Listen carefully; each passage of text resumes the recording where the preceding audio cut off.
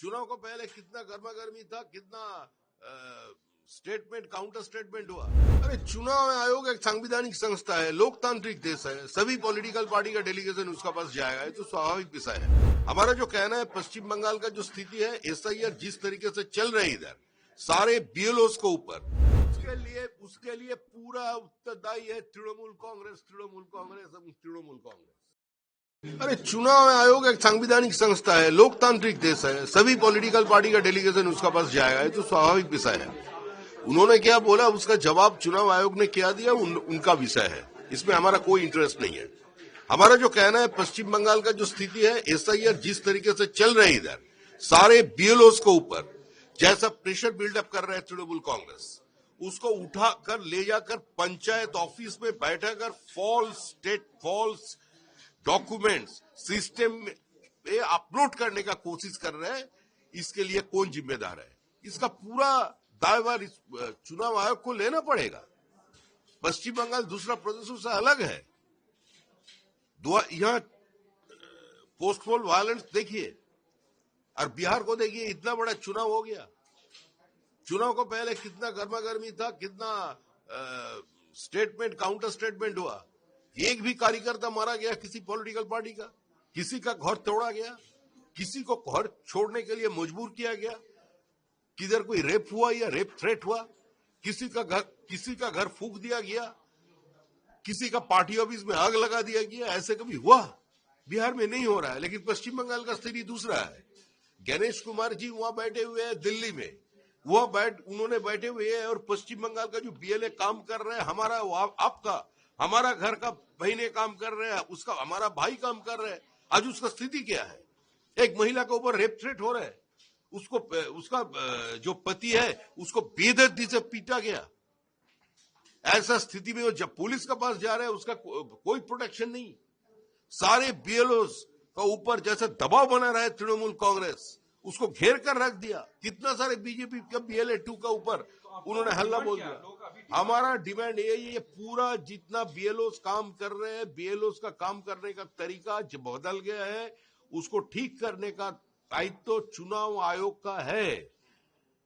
अभी चुनाव आयोग का ये देखना चाहिए कि पश्चिम बंगाल का साथ दूसरा प्रदेशों का एक अंतर है। अब अगर बिहार में एसआईआर जैसे हुआ और पश्चिम बंगाल में एसआईआर जैसे हो रहे हैं, दोनों एक नहीं है। जैसे बीएलओ को घेर लिया जा रहा है, बीएलओ को बंद किया जा रहा है, जो तुमको ये जो हम लोग बोलेंगे वही अपलोड करना पड़ेगा।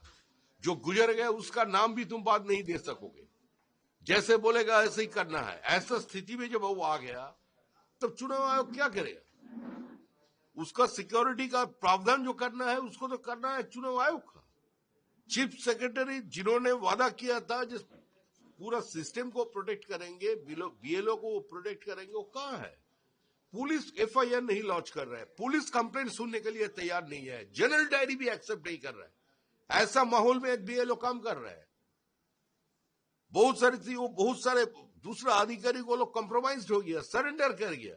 तो आप तो प्रॉब्लम बता रहे हैं सर, सॉल्यूशन क्या है? सॉल्यूशन तो हम क्या बताएंगे?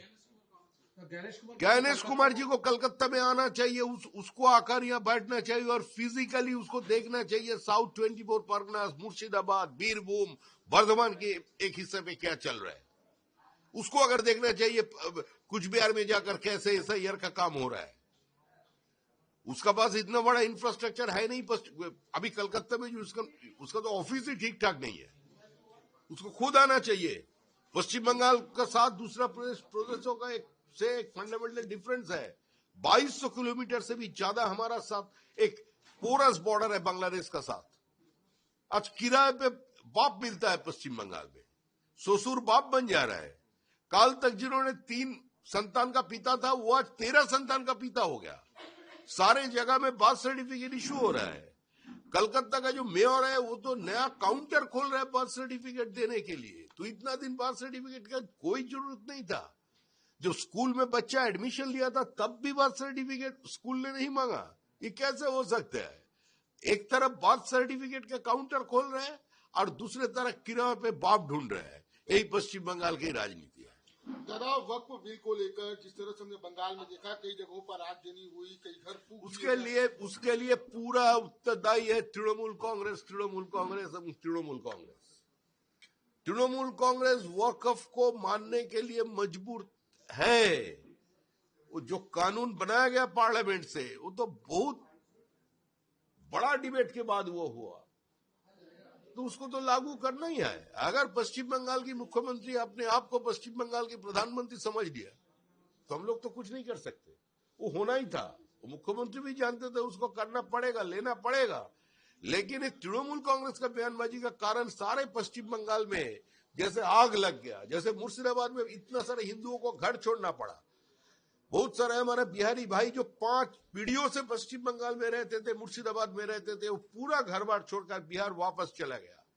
इधर ट्रेन पे आग लगाया गया, पूरा हिंदुओं का दुकान फूंक दिए गए।